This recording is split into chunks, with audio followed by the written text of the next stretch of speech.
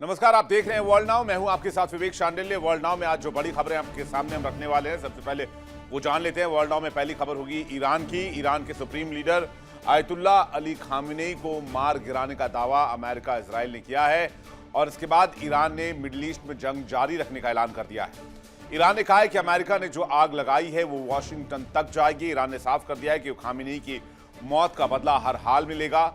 Khamenei की मौत के बाद ईरान ने अमेरिका के साथ ही संयुक्त अरब अमीरात, यूएई और कतर में बड़े पैमाने पर हमले शुरू कर दिए हैं। आपको ईरान की तस्वीर दिखाएंगे, कैसे गुस्सा सिर्फ सड़कों पर नहीं, सिस्टम की रग रग में दौड़ रहा है। ऊपर से लेकर नीचे तक एक ही आवाज, इंतकाम की बात। सुप्रीम लीडर खामेनेई की मौत के बाद ईरान के लोग सड़कों पर आ गए हैं और अमेरिका के खिलाफ जमकर नारेबाजी हो रही है। तो क्या अमेरिका ने ईरान पर हमला करके गलती की या फिर खामेनेई की हत्या करके इससे बड़ी गलती की, जानेंगे इस खबर में। वर्ल्ड नाउ में इसके बाद बात होगी बड़ी जंग के बीच ईरान में सत्ता का सबसे ताकतवर पद किसके पास जाने वाला। ईरान के सुप्रीम लीडर रहे आयतुल्ला अली खामेनेई इजराइल और अमेरिका के हमले में मारे गए। नया सुप्रीम लीडर कैसे चुना जाएगा, किसके नाम पर मुहर लगी है, अमेरिका इजराइल का अगला कदम क्या होगा और क्या ईरान में रिजीम चेंज की पॉसिबिलिटीज है, जिसकी बात लगातार डोनाल्ड ट्रंप कर रहे हैं और साथ ही साथ इजराइल भी कर रहा है। क्योंकि डोनाल्ड ट्रंप ने ट्रूथ सोशल मीडिया पर खामेनेई के मारे जाने की पुष्टि की और कहा कि खामेनेई को हमने पहले कहा था सरेंडर कर दो।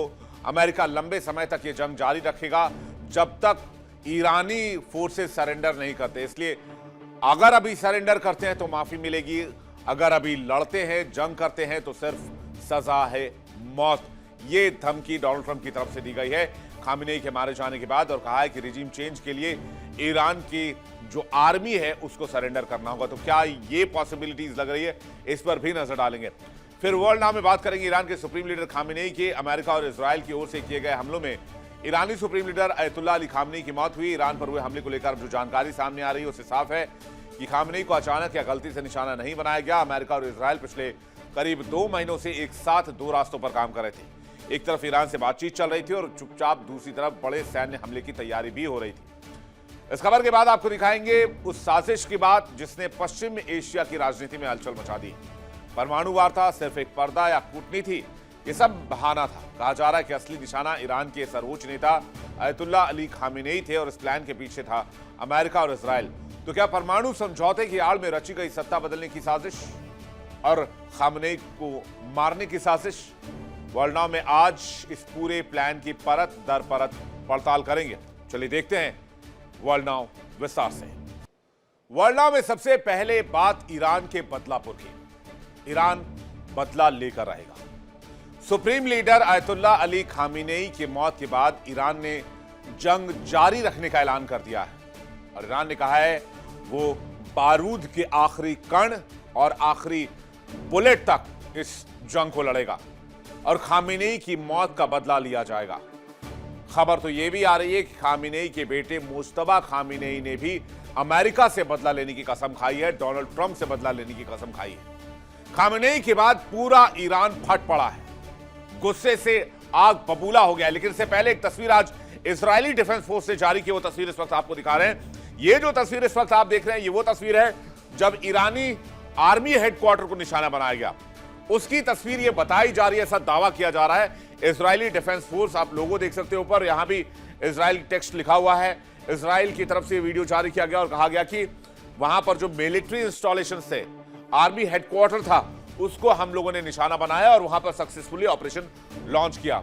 और इसी के बाद खबर आई कि ईरान के सर्वोच्च नेता आयतुल्ला अली खामेनेई मारे गए, जिसके बाद ईरान गुस्से से तमतमा गया, गुस्से से लाल हो गया और अब ईरान मिडिल ईस्ट में खून की होली खेल रहा है। अमेरिका के हर एक दोस्त को पकड़ रहा है और अंधाधुंध मिसाइल छोड़ रहा है। संयुक्त अरब अमीरात, कतर में बड़े पैमाने पर हमले किए गए। ईरान के सुप्रीम लीडर खामेनेई के मारे जाने के बाद भारी उथल पुथल हो गया है।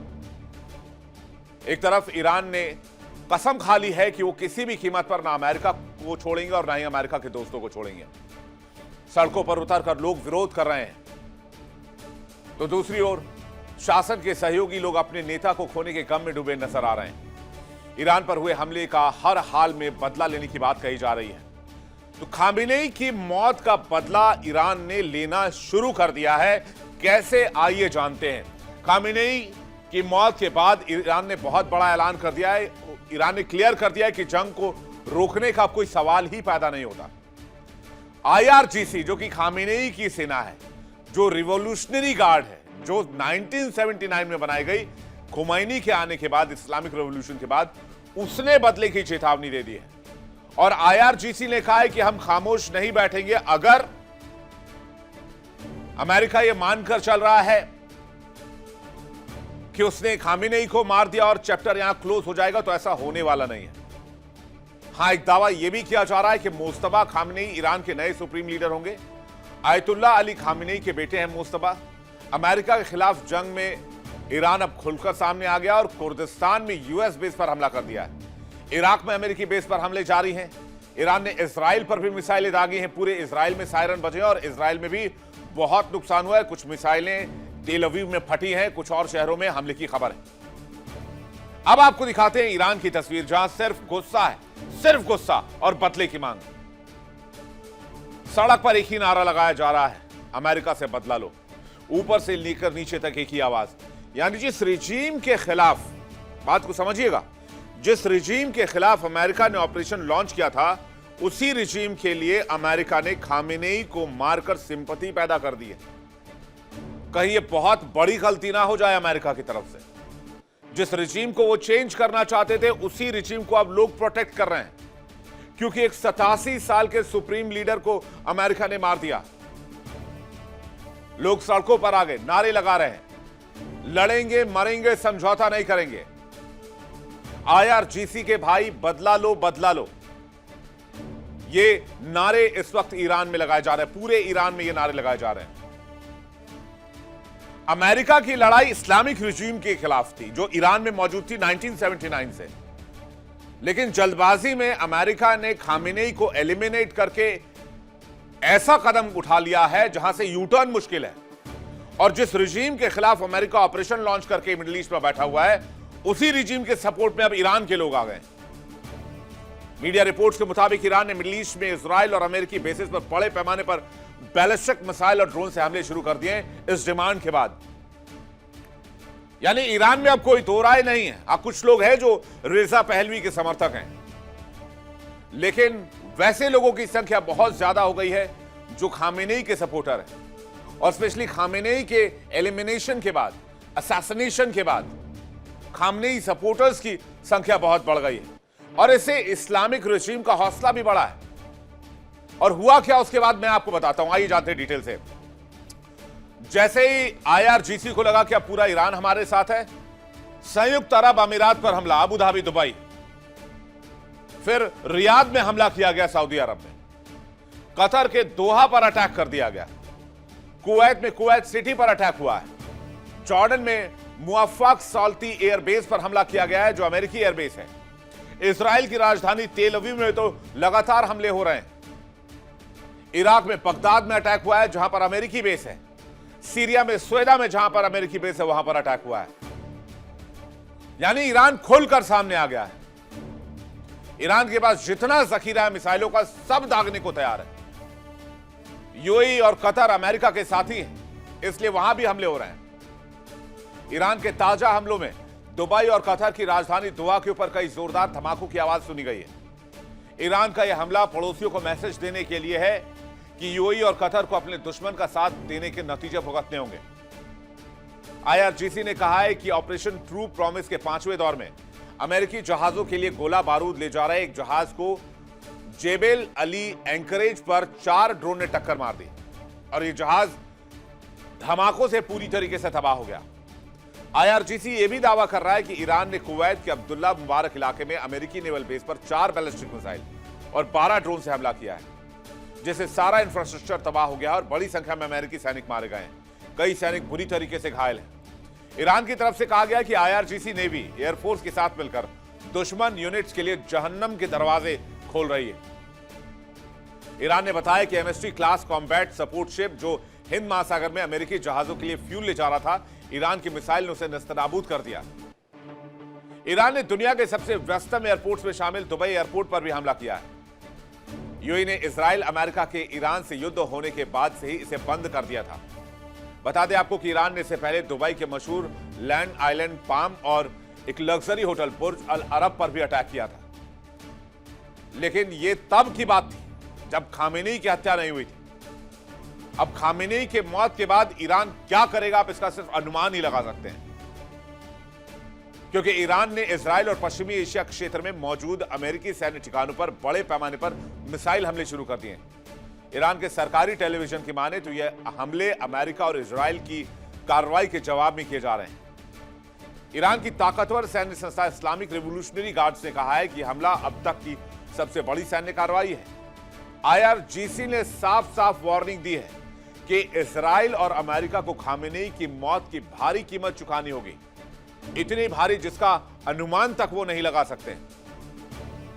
ईरान के जवाबी कार्रवाई में दर्जनों बैलिस्टिक मिसाइल इजराइल की ओर दागी गई हैं। हमले के दौरान राजधानी तेल अवीव में जोरदार धमाकों की आवाज भी सुनी गई और कई इलाकों में आसमान धुएं के गुबार से भर गया। ईरान के सरकारी चैनल प्रेस टीवी ने कुछ ऐसी तस्वीरें जारी की है जिनमें इजराइल की राजधानी तेल अवीव में एक अहम सैन्य इमारत के पास से धुआं उठता दिख रहा है और एक इमारत को भारी नुकसान होता हुआ दिख रहा है। ये जो तस्वीर आप देख रहे हैं, जरा फुल स्क्रीन देखिए, ये तस्वीर इजराइल की है, जहां पर किस तरह से ये इमारत खंडहर में तब्दील हो गई है और यह अटैक ईरान ने किया है। बताया जा रहा है कि यह इलाका इजराइल के जनरल स्टाफ मुख्यालय के पास का है। इजराइल की सेना आईडीएफ ने बताया कि बीते 24 घंटे में ईरान ने करीब 20 मिसाइल हमले किए हैं। इन हमलों के बाद देश के कई हिस्सों में खतरे के सायरन बजाए गए। आईडीएफ के मुताबिक लाखों इजरायली नागरिकों को जान बचाने के लिए बंकर और सुरक्षित जगहों पर जाना पड़ा है। नेगेव इलाके और डेड सी के आसपास भी रेड अलर्ट जारी कर दिया गया है। हमले की सबसे बड़ी बात यह रही कि इजराइल की बहुचर्चित वायु रक्षा प्रणाली आयरन डोम को इस बार अभूतपूर्व दबाव का सामना करना पड़ा। इजरायली सेना ने माना कि ईरान की ओर से लगातार और बड़ी संख्या में मिसाइलें दागी गई, जिससे कई इलाकों में इंटरसेप्टर मिसाइलें दागनी पड़ी। माना यह जा रहा है कि यूएस, इजराइल और ईरान के बीच अभी कई और दिनों तक जंग जारी रह सकती है। ट्रंप ने ईरान पर हमला ऐसे समय में किया है जब अमेरिका में किसी बड़े युद्ध की तैयारी जैसी स्थिति नहीं थी और न तो जनता को पहले से बताया और न ही यूएस कांग्रेस से पूरी मंजूरी ली गई। एक्सपर्ट मानते हैं कि यह बहुत बड़ा दांव है, क्योंकि मिडिल ईस्ट में अब नई जंग शुरू हो चुकी है और आशंका तो यह भी जताई जा रही है, खतरा इस बात का भी है कि ये 2, 4, 5 दिन की बात नहीं है। यह जंग कई साल तक चलने वाले संघर्ष में बदल सकती है। यह हमला करके अमेरिका सीधे ईरान की राजनीति में उतर आया है। डोनाल्ड ट्रंप ने खुद कहा कि हमला इसलिए किया गया ताकि भविष्य का खतरा कम किया जा सके। डोनाल्ड ट्रंप ने हमले के बाद क्या कहा है, आइए जानते हैं।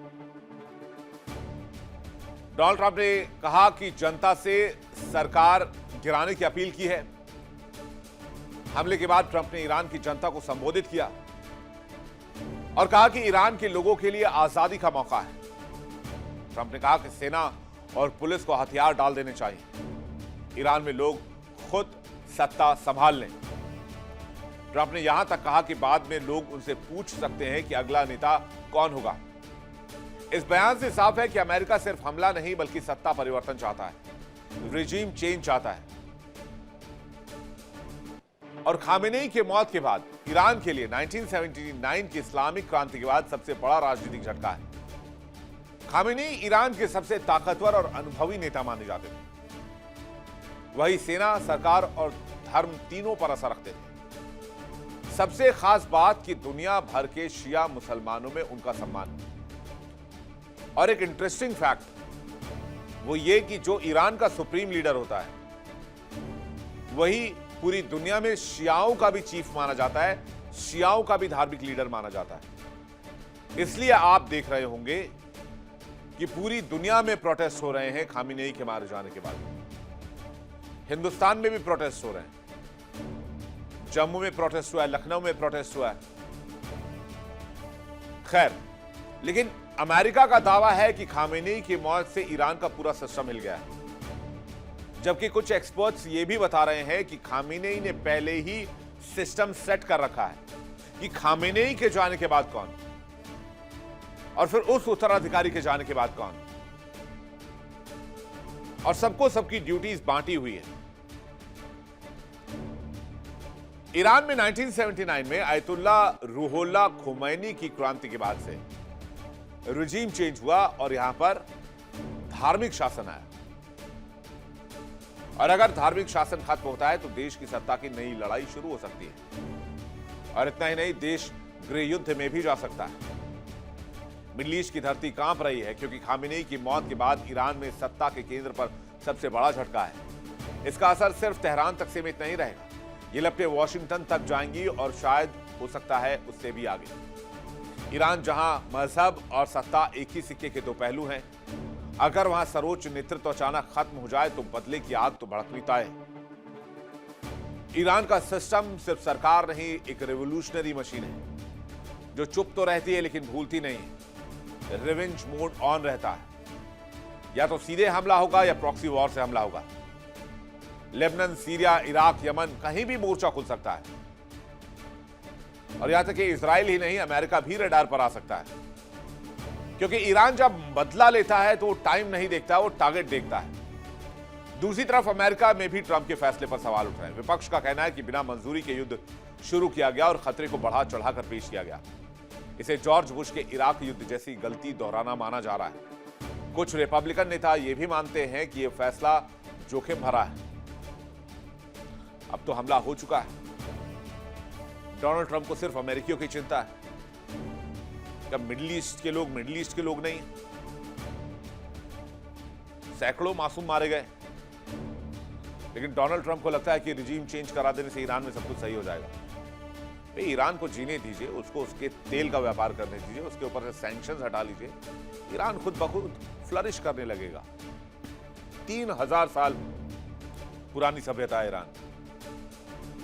चलिए, इसी खबर में एक और पहलू आपको बताते हैं। अब जो सवाल है पूरी दुनिया में क्या पूछे जा रहे हैं, वो ये पूछे जा रहे हैं कि ईरान में सत्ता का सबसे ताकतवर पद खाली हो चुका है। ईरान के supreme leader Ayatollah Ali Khamenei America Israel के हमले में मारे गए। तो सवाल यह कि अगला सुप्रीम लीडर कौन होगा, कैसे चुना जाएगा, और अमेरिका और इस्राइल का अगला कदम क्या होगा, और क्या ईरान में रिजीम चेंज पॉसिबल है, जिसकी बात अभी डोनाल्ड ट्रंप भी कर रहे हैं। अब इस गुत्थी को सुलझाते हैं। 28 फरवरी 2026 की सुबह अमेरिका और इस्राइल ने ईरान पर बड़े पैमाने पर हमले शुरू किए। इन हमलों का code name operation epic fury रखा गया। निशाने पर खामेनेई समेत 30 बड़े ईरानी लीडर्स थे।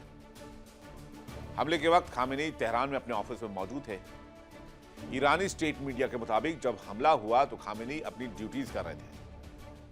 इजरायली सैटेलाइट इमेज में कैंपस पूरी तरीके से तबाह दिखाया गया है।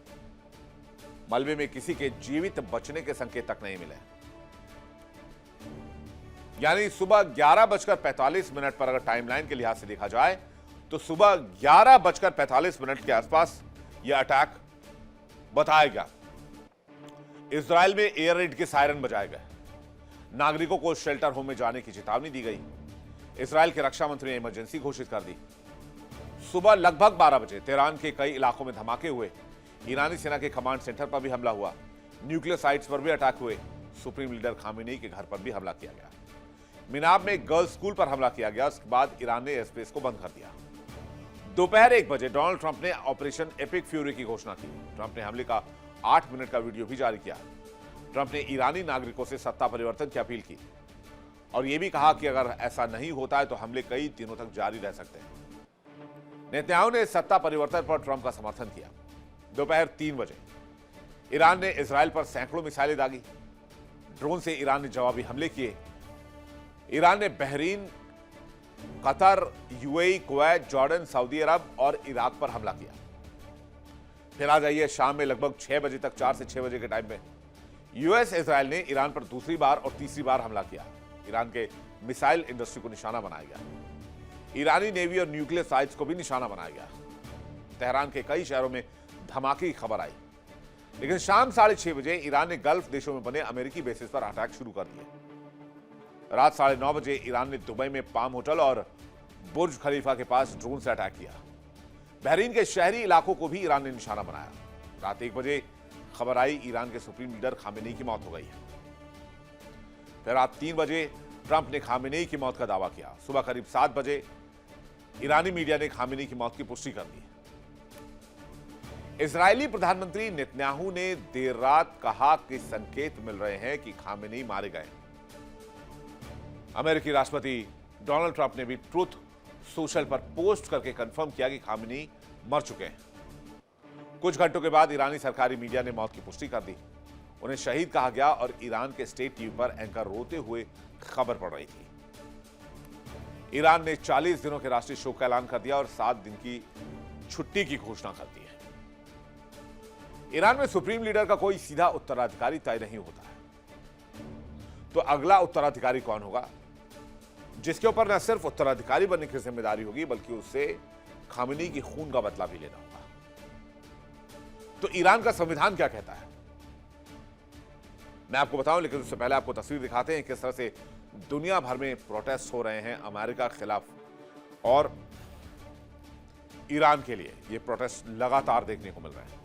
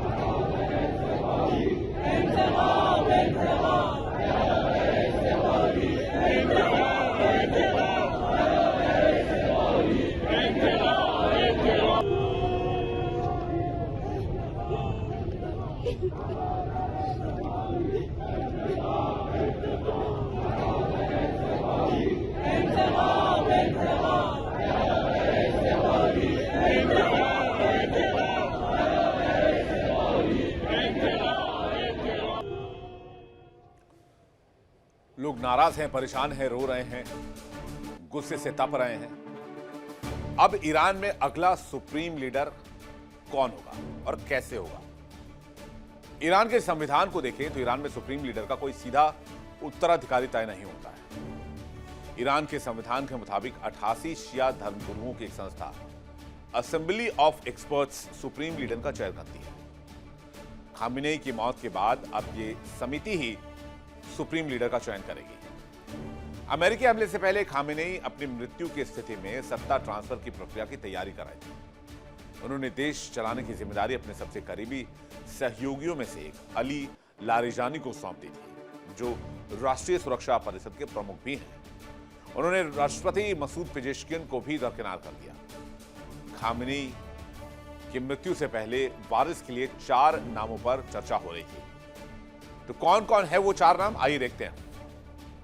अव्वल तो खामेनी के बेटे मुज्तबा खामेनी, वो खामेनी के दूसरे बेटे हैं। ईरान के प्रशासनिक कामों में हस्तक्षेप है। मुज्तबा वर्तमान में एक मौलवी भी हैं, पेशे से शिक्षक रह चुके हैं, IRGC में सेवा दे चुके हैं। ईरान के प्रशासन में मजबूत प्रभाव माना जाता है। एक और नाम है गुलाम हुसैन मोहसेनी। मोहसेनी 2021 से ईरान के मुख्य न्यायाधीश हैं। खामेनी ने ही इन्हें नियुक्त किया था। ईरान में मोहसेनी की छवि सख्त और कट्टर नेता की है। मानवाधिकार मामलों को लेकर अमेरिका, यूरोप ने इन पर बैन लगाया हुआ है। एक और नाम है असगर हेजाजी, खामेनी के सबसे करीबी सहयोगी और चीफ ऑफ स्टाफ सुरक्षा और खुफिया मामलों के बड़े जानकार। पर्दे के पीछे से काम करने वाला एक शक्तिशाली नेता। एक और बड़ा नाम है हसन खुमैनी, आयतुल्ला खुमैनी के पोते और शिया धर्मगुरु। ईरानी राजनीति में एक ऐसी महत्वपूर्ण हस्ती जो खामेनी के संभावित उत्तराधिकारी के तौर पर देखे जा रहे हैं। इस्राएल के हमले में अगर आप देखें तो खामेनी के मारे जाने के बाद अभी भी बड़ी संख्या में लोग ईरान की सड़क पर हैं और ये सब डिमांड कर रहे हैं कि अमेरिका से बदला लिया जाना चाहिए। लोग मायूस हैं अपने लीडर के जाने के बाद, क्योंकि खामेनी सुप्रीम लीडर 1989 से थे। 1989 में आयतुल्ला अली खामेनी ने ईरान की बागडोर संभाली, सुप्रीम लीडर बने और तब से लेकर अभी तक लगभग 36-37 साल से वो ईरान के सुप्रीम लीडर थे और इसलिए उनके चाहने वालों की संख्या बहुत थी। ईरान के हमले में मारे जाने से पहले खामेनेई ने अपने राजनीतिक और सैन्य सहयोगियों का एक समूह बनाया था। इन्हें खामेनेई की मृत्यु या उनसे संपर्क न कर पाने की स्थिति में फैसला लेने का अधिकार था। इनमें खामेनेई के चीफ ऑफ स्टाफ भी शामिल थे, जिनकी मृत्यु हो गई है।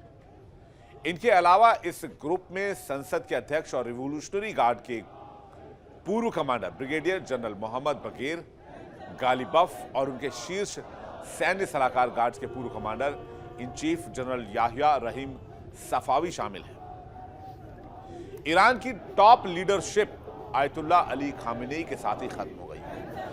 कैसे एलिमिनेट किया और किस किस को टारगेट किया, ये देखिए लिस्ट आपके सामने। इस ट्री को आप देखिए। सबसे पहले ayatollah Ali Khamenei supreme leader, दावा यह है मारे जा चुके हैं।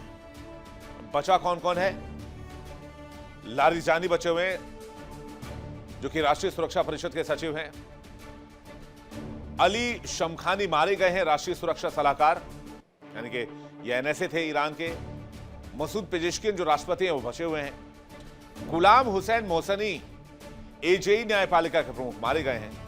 मोहम्मद अली मोहादेही वो भी बचे हुए हैं। इसके अलावा मोहम्मद पाकपुर आईआरजीसी के कमांडर मारे जा चुके हैं। अमीर नासिर सादे रक्षा मंत्री, इजराइल का दावा है कि वो मारे जा चुके हैं। फिर इनके नीचे कौन आता है? इनके नीचे आते हैं माजिद खादेमी आईआरजीसी के खुफिया प्रमुख, इस्माइल खानी आईआरजीसी का वरिष्ठ कमांडर और आमिर हातमी कमांडर सेना प्रमुख। ये इसमें से कौन कौन एलिमिनेट हो गया? 1, 2, 3, 4 और 5 टॉप लीडरशिप में से 5 लोग एलिमिनेट कर दिए गए। इन सभी में राष्ट्रीय सुरक्षा परिषद के सचिव अली लारिजानी नए सुप्रीम लीडर के तौर पर सबसे बड़े दावेदार माने जा रहे हैं। 67 साल के लारिजानी आईआरजीसी में पूर्व कमांडर रह चुके हैं।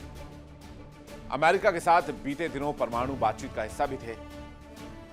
अमेरिकी हमले के खतरे के बाद से अली खामेनेई ने एक तरह से अपनी सभी जिम्मेदारियां हैंडओवर कर दी थी। अमेरिकी इजराइल हमलों का जवाब देने की जिम्मेदारी भी अब इन्हीं के पास है। खामेनेई की मौत के बाद भी अमेरिका ने हमले को रोकने का संकेत नहीं दिया है। अमेरिका और इजराइल ने घोषणा की है कि वो ईरान के परमाणु और सैन्य ठिकानों पर लगातार हमले करते रहेंगे, सरकारी इमारतों पर बमबारी जारी रखेंगे जब तक ईरानी आर्मी सरेंडर नहीं कर देती है। लेकिन आईआरजीसी में लगभग 2 लाख फौज हैं और 2 लाख सैनिकों की एक बड़ी संख्या होती है। और आईआरजीसी स्पेशली खामेनेई के लिए काम करते हैं।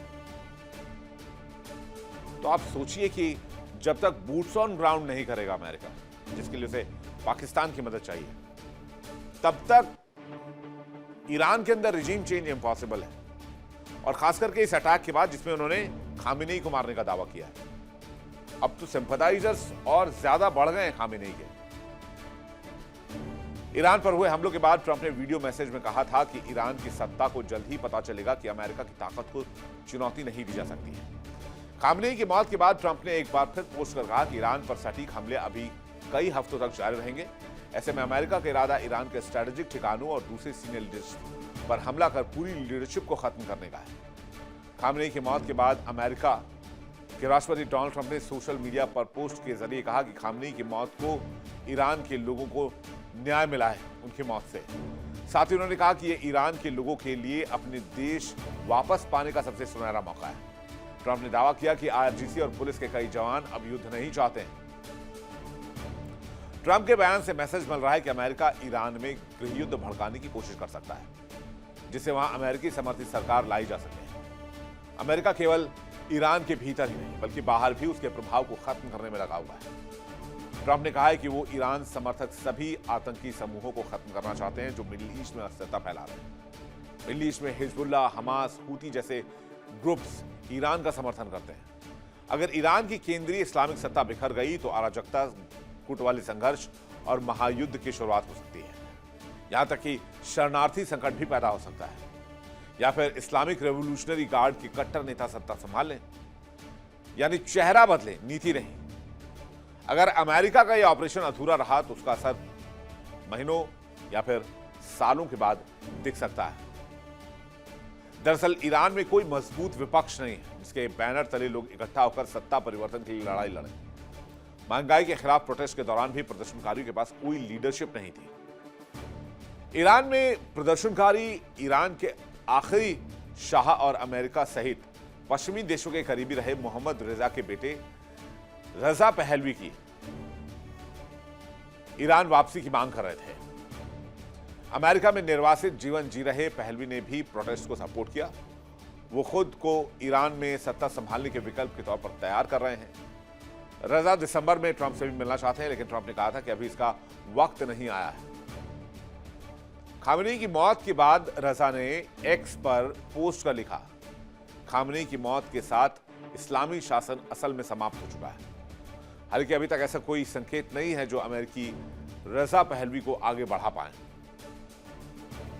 ईरान में भी एक बड़ा वर्ग है जो खामेनी का सपोर्टर है। पिछली जंगों में अमेरिका वॉइस ऑफ अमेरिका और रेडियो फ्री यूरोप जैसे सरकारी मीडिया संस्थानों के जरिए दुश्मन देशों में लगातार अपने मैसेज भेजता था। ट्रंप प्रशासन ने इन्हीं संस्थाओं की फंडिंग और कर्मचारियों की संख्या में भारी कटौती कर दी है। वॉइस ऑफ अमेरिका के 1400 कर्मचारियों को छुट्टी पर भेज दिया गया। इसी तरह रेडियो फ्री यूरोप यानी RFE अपने फारसी मीडिया आउटलेट रेडियो फारडा के जरिए ईरान में रेडियो पर मैसेज जारी करता था। ये ब्रॉडकास्ट भी महीनों तक बाधित रही है। जानकार बताते हैं कि ट्रंप प्रशासन ने अपने सबसे धारदार औजार खुद कमजोर किए। हालांकि अब इनको दोबारा इस्तेमाल में लाया जाएगा। रेडियो फ्री यूरोप के प्रेसिडेंट स्टीव कैंपस ने कहा कि फारदा इस समय के लिए बना है। हम ईरान के लोगों को समय समय पर सही जानकारी देकर उनकी आवाज बुलंद करेंगे। हम ब्रॉडकास्ट को प्रभावी तरीके से शुरू करने के लिए काम कर रहे हैं। वॉइस ऑफ अमेरिका ने भी ईरान पर हमले के तुरंत बाद ट्रंप का भाषण फारसी में अनुवाद करके ट्रंप के ट्रूथ सोशल मीडिया अकाउंट पर डाला। हमलों के दौरान लाइव रहा ये वीडियो और ईरानी सैनिकों को मैसेज भी ट्रंप का दिया।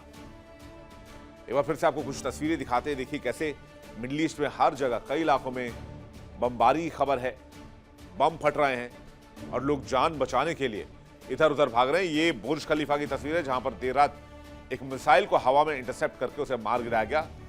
जरा फुल स्क्रीन तस्वीर देखिए आप।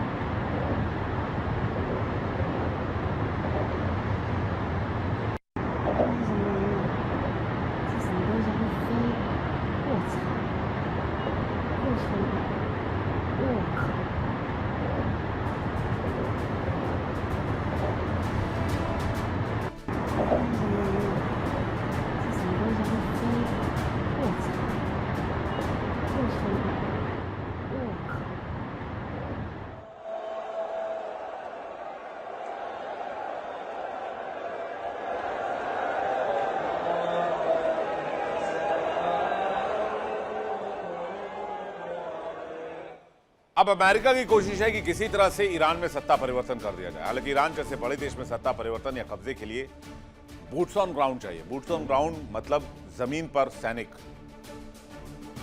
ट्रंप के अस्पष्ट संदेशों के बीच अमेरिका के लिए खतरा बना हुआ है कि वो बूट्स ऑन ग्राउंड करें कि नहीं करें, क्योंकि फिर इनकी सुरक्षा का एक बड़ा जोखिम होगा और इसमें कई ताकतों को शामिल करना होगा। और बगैर बूट्स ऑन ग्राउंड किए ईरान के अंदर तो घुस पाना भी बड़ा मुश्किल है। ईरान के जो टेरेन है वो अफगानिस्तान जैसा है।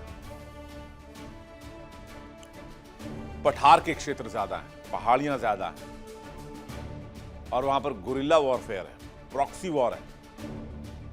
तो रिजीम चेंज जैसे बाहर से 4 हमले करके सुप्रीम लीडर को मार दें। 2 लाख IRGC की सेना बैठी है ईरानियों की छाती पर। वो हिलने नहीं देते हैं ईरान को। अभी आप प्रोटेस्ट देखिए, हाल फिलहाल में जब ईरान में प्रोटेस्ट हुआ था, जो खामेनेई के खिलाफ प्रोटेस्ट था, उस प्रोटेस्ट को किस तरह से दबाया गया था। IRGC बहुत मजबूत है ईरान के अंदर।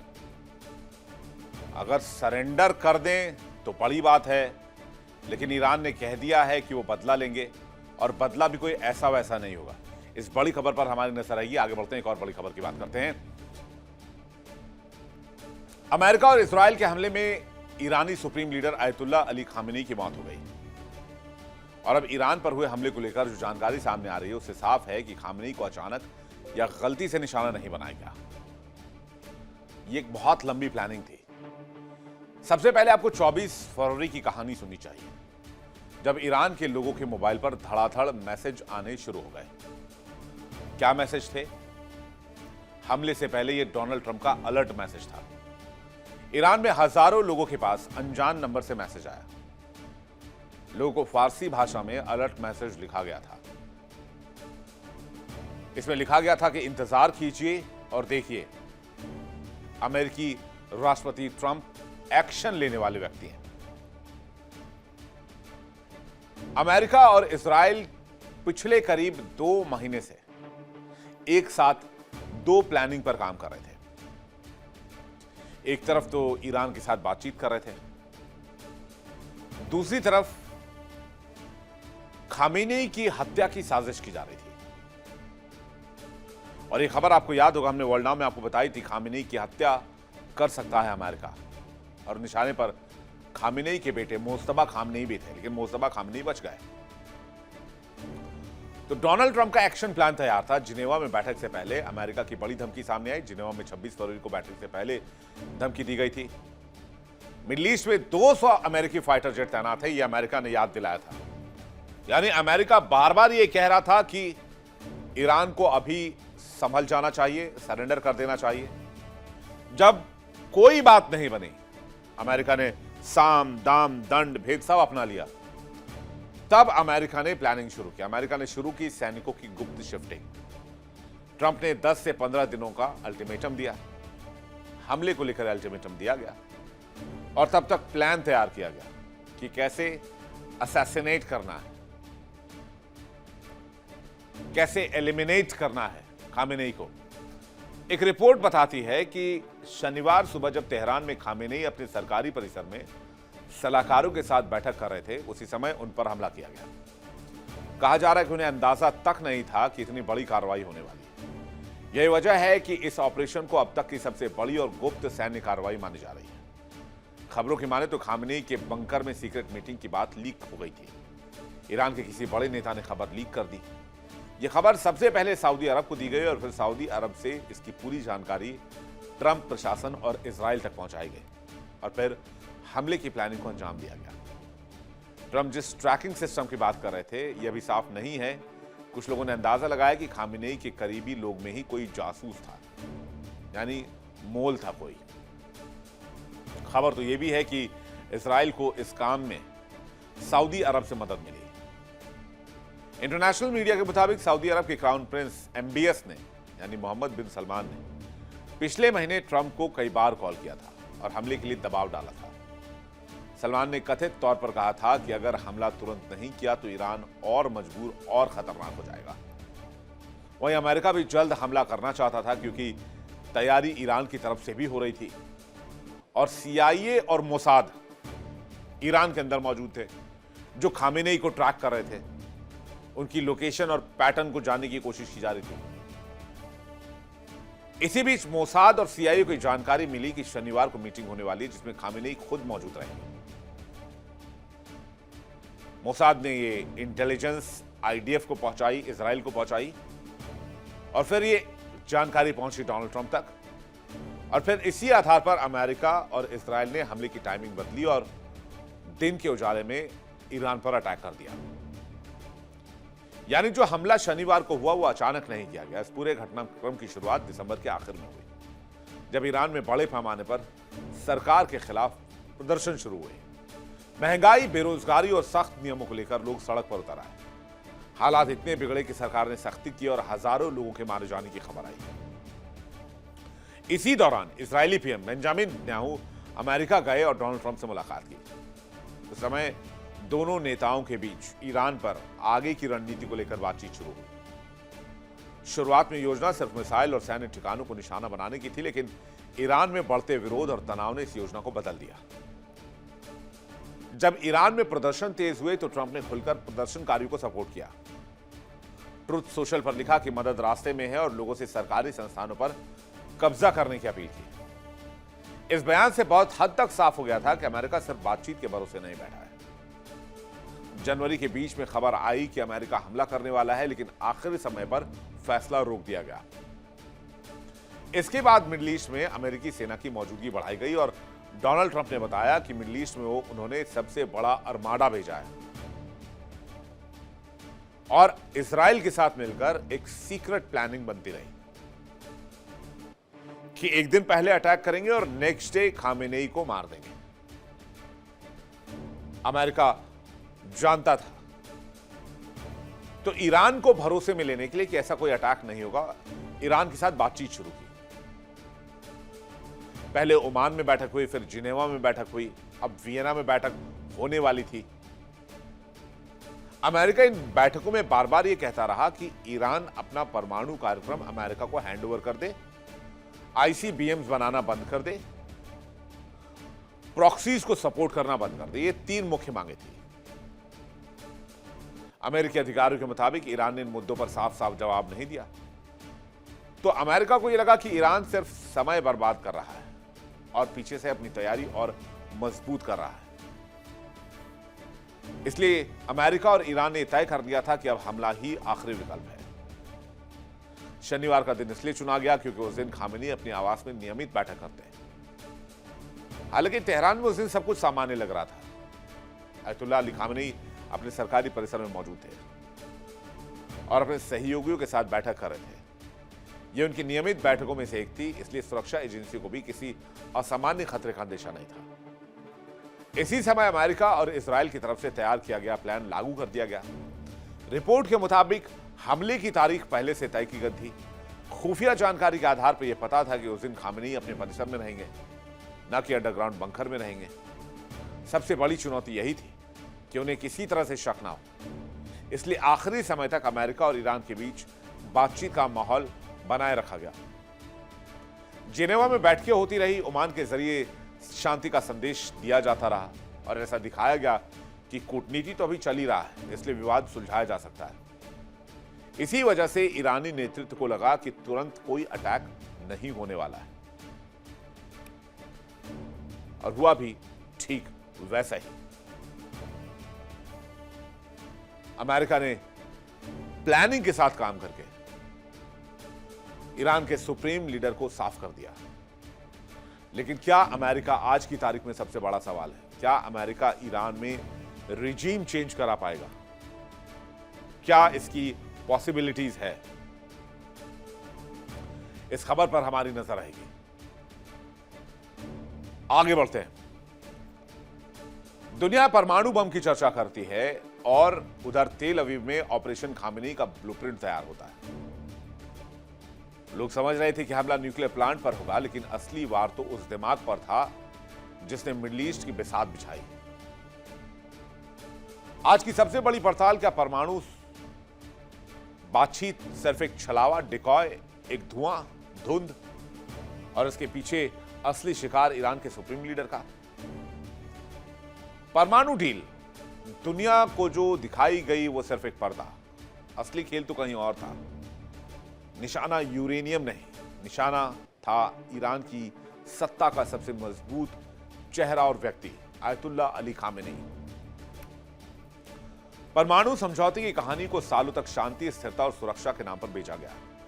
लेकिन सवाल यह है, अगर मकसद सिर्फ परमाणु हथियार को रोकना था तो हर दबाव, हर पाबंदी, हर धमकी सीधे ईरान की सुप्रीम लीडरशिप पर क्यों आकर टिकती रही? इजराइल के लिए ईरान का परमाणु बम एक लाल रेखा, रेड लाइन है। इजरायली खुफिया एजेंसी मोसाद और उनकी सेना का मानना है कि अगर ईरान परमाणु बम संपन्न हो गया तो वो मिडिल ईस्ट में इजराइल के अस्तित्व को चुनौती देगा। और काम तमाम की रणनीति के तहत इजराइल ने ईरान के परमाणु वैज्ञानिकों को हमेशा निशाना बनाया और स्टक्सनेट जैसे साइबर हमलों के जरिए उनके सेंट्रीफ्यूज को तबाह किया है। वहीं अमेरिका का एंगल क्षेत्रीय स्थिरता और परमाणु अप्रसार यानी कि नॉन प्रोलिफरेशन पर है। अमेरिका आर्थिक सैंक्शंस के जरिए ईरान की कमर तोड़ना चाहता है ताकि खामेनेई शासन के पास परमाणु कार्यक्रम के लिए फंड ही ना बचे। इजराइल का रुख था कि हम ईरान को कभी परमाणु हथियार नहीं बनाने देंगे, चाहे हम अकेले ही क्यों ना पड़ जाए। वहीं अमेरिका का रुख था कि कूटनीति पहली प्राथमिकता है, लेकिन सैन्य विकल्प हमेशा मेज पर है। अमेरिका डायरेक्ट वॉर में नहीं आया, अमेरिका ने इजराइल को आगे करके लड़ाई लड़ी। अमेरिका हथियार के साथ पहुंचा, लेकिन कंधा इजराइल का था। और अब देखिए इजराइल में कितना मैसिव, ईरान में कितना मैसिव प्रोटेस्ट हो रहा है। तस्वीर आपको दिखा रहे हैं एक बार फिर से, जरा फुल स्क्रीन तस्वीर आप देखिए। ईरान के अंदर बहुत जबरदस्त प्रोटेस्ट है, आपको सुनवाते हैं।